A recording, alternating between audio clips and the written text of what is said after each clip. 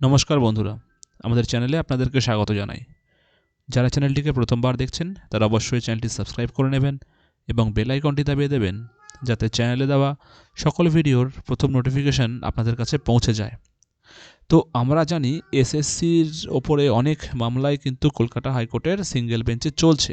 এর আগে আমাদের চ্যানেলে একটা আপডেট দেওয়া হয়েছিল 2016 সালের যে ভ্যাকান্সি, ঠিক আছে, 2016 সালের ভ্যাকান্সি বলতে আমরা জানি সুপ্রিম কোর্ট যখন প্যানেলটি ক্যান্সেল করে দেয় 2016 সালের, তখন রি এক্সামের সময় একটা ইম্পর্ট্যান্ট ওয়ার্ড উনি উচ্চারণ করেছিলেন আমাদের জাস্টিস সঞ্জয় কুমার স্যার, যে অ্যাফোরসেইড ভ্যাকান্সিতে নতুন করে এক্সাম নিতে হবে।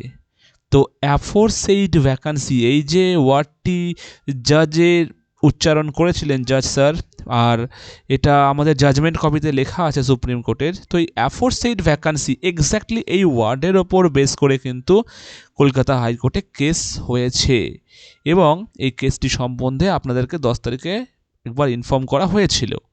আপনাদের সামনেও আপনারা দেখতে পাচ্ছেন স্ক্রিনে, এই হলো সেই কেসটি, যে কেসটির কথা বলছি। দেখতে পাচ্ছেন কেসটি রেজিস্টার করা হয়েছে 10 তারিখে। তো সেদিনকাই আমরা ইনফর্ম করেছিলাম যে কেসটি করা হয়েছে, কিন্তু তখন বেঞ্চ পাইনি। তো দেখতে পাচ্ছেন কেসটি 2 তারিখে উঠতে চলেছে। কেসটি কিন্তু তার ডেট পেয়ে গেছে, নেক্সট হিয়ারিং ডেট 2 তারিখে আছে। আগামী শুক্রবারের দিন কেসটি উঠবে। গুরুত্বপূর্ণ একটি মামলা। অ্যাফোরসেইড ভ্যাকান্সি বলতে তাহলে সুপ্রিম কোর্ট কী বোঝাতে চেয়েছে, এটা নিয়েই কিন্তু এই কেসটি, এবং এই কেসটি 2 তারিখে উঠতে চলেছে। ভেরি ইম্পর্টেন্ট আমাদের জন্য। এবার দেখার জাস্টিস অমৃতা সিনহা ম্যাম এই কেসটি শুনে কি রায় দেন। এটা কিন্তু খুব ইম্পর্টেন্ট একটা কেস আমাদের সবার জন্য। তো আমরা সবাই অপেক্ষা করে থাকবো 2 তারিখের জন্য।